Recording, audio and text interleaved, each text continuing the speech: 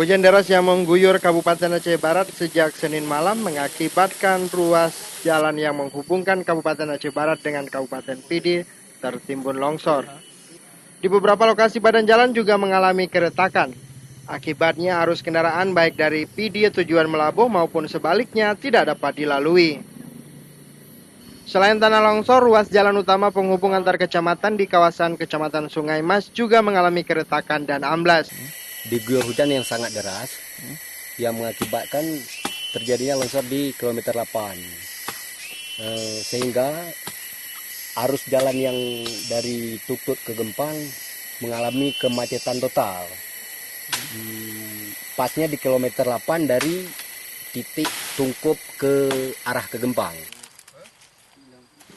Sementara itu, sejumlah kecamatan di Aceh Barat juga terendam banjir luapan sungai setelah diguyur hujan deras. Ketinggian banjir yang melanda sejumlah kecamatan di pedalaman Aceh Barat mencapai 50 hingga 100 cm. Dari Aceh Barat, Faizi Waila melaporkan untuk Aceh Video.